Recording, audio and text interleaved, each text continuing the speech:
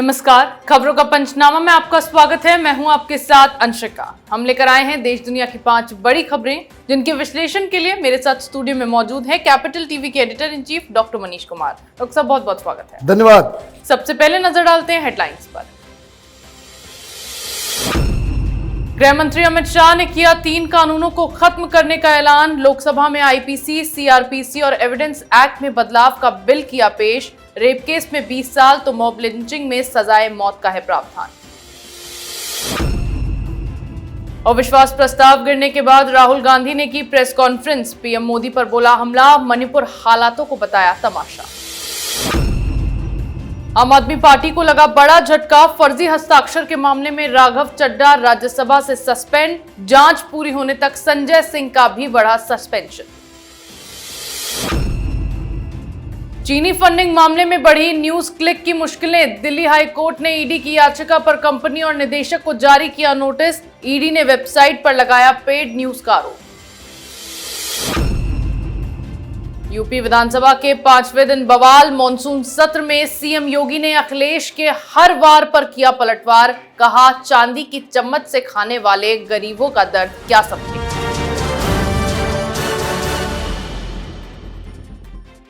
खबरों की शुरुआत में बात करेंगे गृह मंत्री अमित शाह की। मोदी सरकार ने ऐतिहासिक फैसला लेते हुए क्रिमिनल जस्टिस सिस्टम की रूपरेखा बदल दी है। आज 3 आपराधिक कानूनों में बदलाव करते हुए लोकसभा में बिल पेश किया गया। इसमें आईपीसी, सीआरपीसी और एविडेंस एक्ट शामिल है। ये कानून अंग्रेजों की गुलामी के वक्त से बने हुए थे, जिसे खत्म करते हुए गुलामी की निशानियों को मिटा देने का संदेश दिया गया है। इसी के साथ राजद्रोह के कानून को खत्म करने को लेकर भी प्रस्ताव पेश किया गया। बदलाव के बाद आईपीसी अब भारतीय न्याय संहिता, सीआरपीसी भारतीय नागरिक सुरक्षा संहिता, एविडेंस एक्ट को भारतीय साक्ष्य विधेयक के नाम से जाना जाएगा। डॉक्टर साहब, क्या क्या बदलाव किए गए? देखिए, बदलाव बहुत सारे किए गए हैं। इनफैक्ट ये सारे जो कानून थे जो अंग्रेजों के जमाने से चले आ रहे थे, वो कानून बनाया गया था कि हिंदुस्तान की जनता को सरकार के द्वारा कैसे गुलाम रखा जाए, कैसे उनके ऊपर नियंत्रित रखा जाए, और उसी हिसाब से सजा और उसी हिसाब से सारी चीजें बनाई गई। ये गुलामी का एक प्रतीक था। अभी आज जो बदलाव किए गए हैं, उसका सबसे बड़ा जो इसको कह सकते हैं कि फिलॉसफी उसका जो बदलाव है वो ये है कि वो पीपल सेंट्रिक कानून बन गया है। अब इसमें एक और बड़ा बदलाव ये है कि जितने भी जो मॉडर्न टूल्स ऑफ इन्वेस्टिगेशन है, फॉरेंसिक है, फिर कई सारे अलग अलग तरह के टेस्ट हैं, उसको भी क्रिमिनल जुडिशियल सिस्टम में इनकॉर्पोरेट किया गया है। 7 साल से उम्र के जो जघन्य अपराध की कैटेगरी में आता है, उसमें फॉरेंसिक होना ज़रूरी है। जो महिलाओं के खिलाफ जो कार्रवाई हो रही है, जो अपराध होते हैं, उसमें कड़े कानून, और सबसे बड़ी चीज़ क्विक जस्टिस, कि जो बहुत सारे लूप होल्स जो हमारे सिस्टम में हैं उसको भी नज़रअंदाज किया गया, उसको ठीक किया गया है। और सबसे बड़ी चीज़ जो बड़ा विवाद बन करके आ रहा है वो ये कि देशद्रोह का कानून, राजद्रोह का कानून, सरकार ने कहा है कि बस को हम खत्म कर रहे हैं।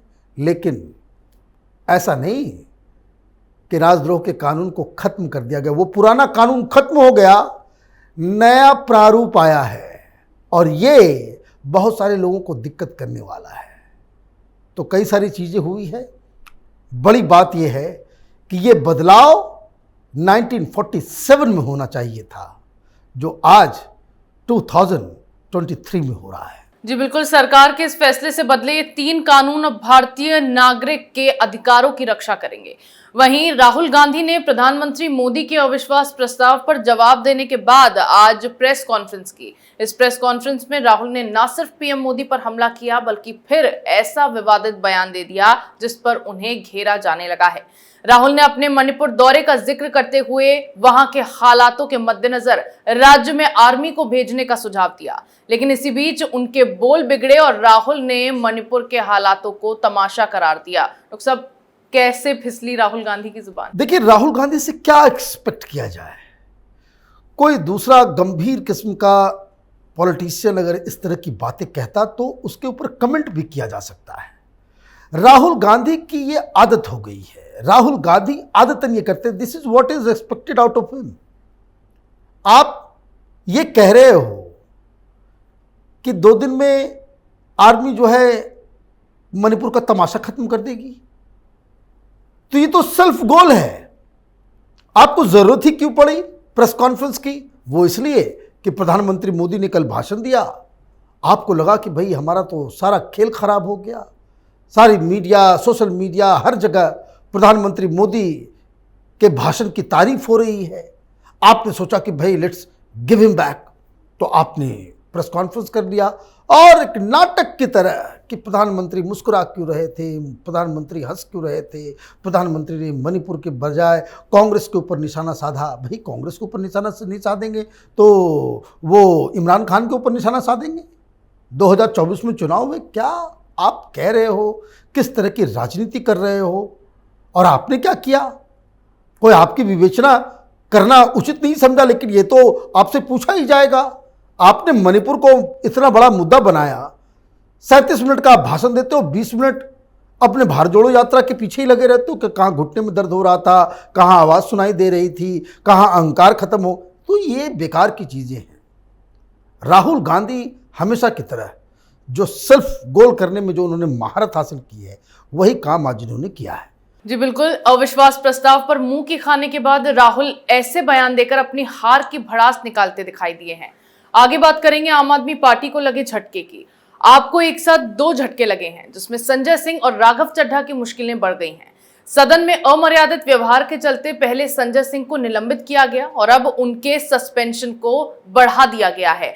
वहीं फर्जीवाड़े के मामले में फंसे राघव चड्ढा को भी राज्यसभा से सस्पेंड कर दिया गया है। आपके दोनों नेताओं को प्रिविलेज कमेटी का फैसला आने तक राज्यसभा से निलंबित किया गया है। फर्जी हस्ताक्षर का मामला सामने आने के बाद राघव पर यह कदम नियमों के उल्लंघन के चलते उठाया गया है। डॉक्टर साहब, कैसे मुश्किलें बढ़ेंगी? कब तक सस्पेंशन रहेगा? कई सारी मुश्किलें बढ़ गई हैं। पहले संजय सिंह को डील करते हैं। संजय सिंह 5 साल के आसपास वो सांसद रह चुके राज्यसभा में। 12 सेशंस में उन्होंने पार्टिसिपेट किया और 12 सेशन में वो 56 बार उन्होंने राज्यसभा की मर्यादा का उल्लंघन किया, वेल में घुस गए।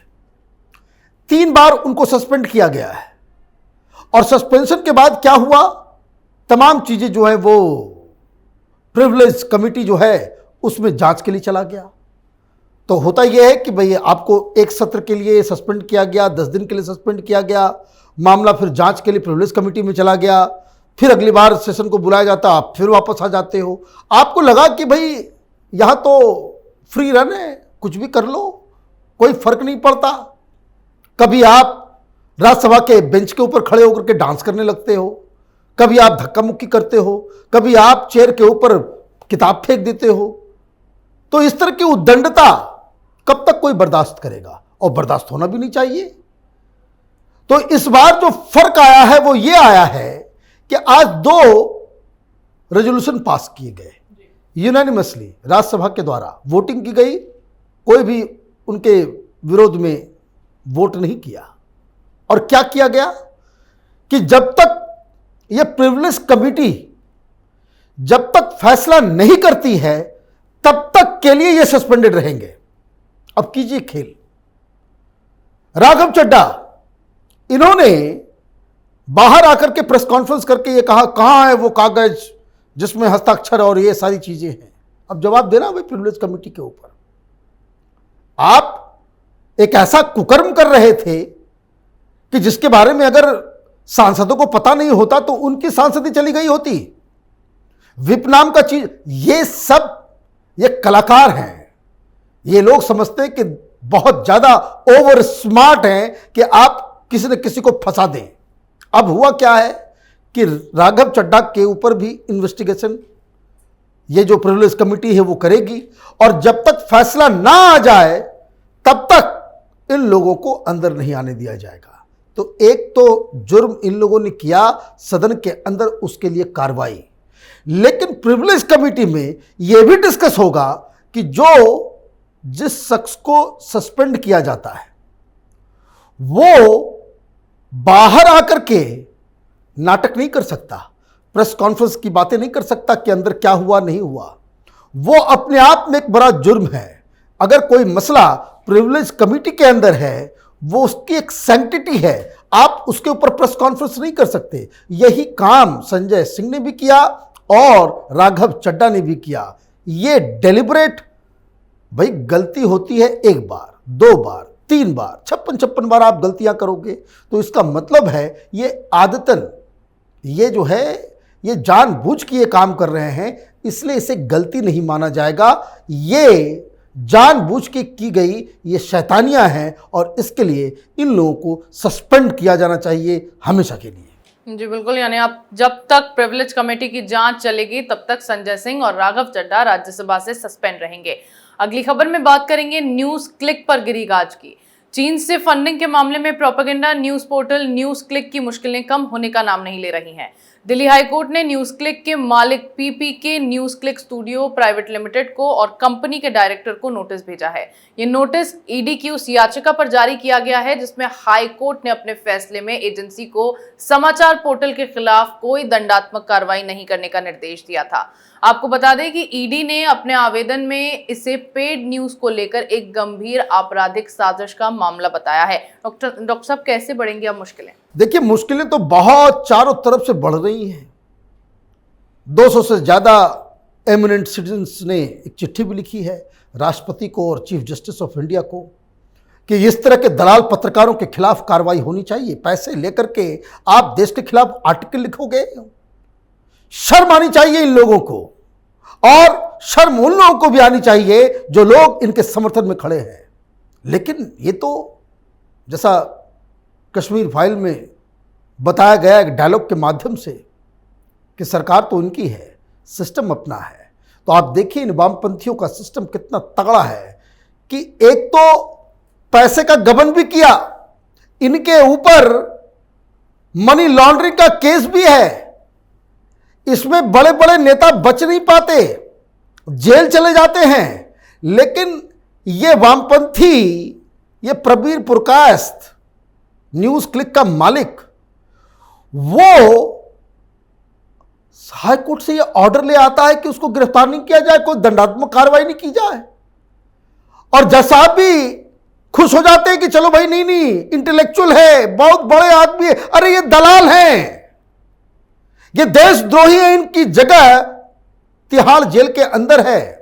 तो ईडी आज कार्रवाई करते हुए मूव की और दिल्ली हाईकोर्ट में ये गुजारिश की, ये जो रिस्ट्रेन ऑर्डर जो आपने डाल रखा है कि न पूछताछ कर सकते न कार्रवाई कर सकते, उसके ऊपर से वो पाबंदी हटाई जाए।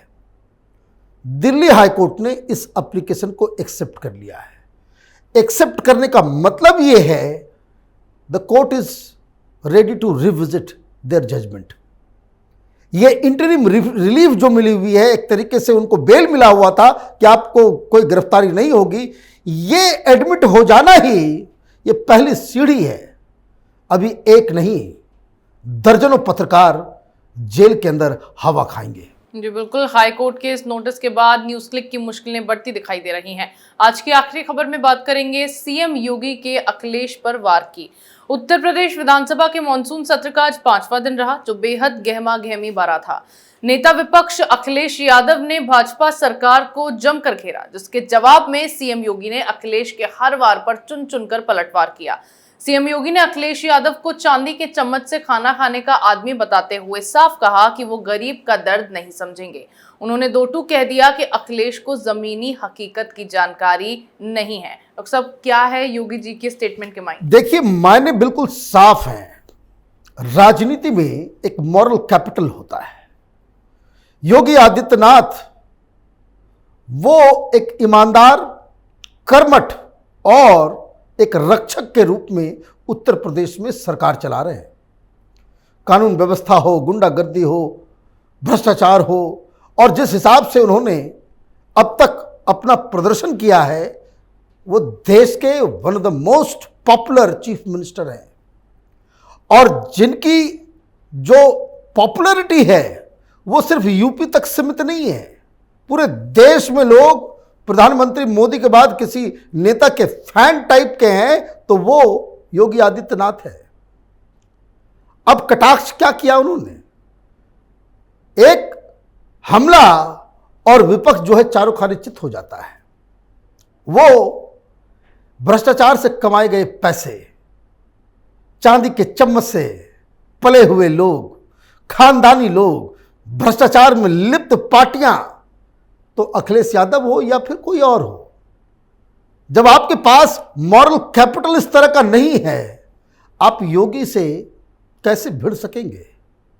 और आप देखिएगा कि जब भी इस तरह का डुअल असेंबली या असेंबली के बाहर होगा, योगी आदित्यनाथ के सवालों का कोई जवाब अखिलेश यादव के पास नहीं है, क्योंकि मॉरल कैपिटल योगी आदित्यनाथ के पास है। जी बिल्कुल, सत्र के दौरान आज सीएम योगी ने अखिलेश यादव को जमकर धोया है।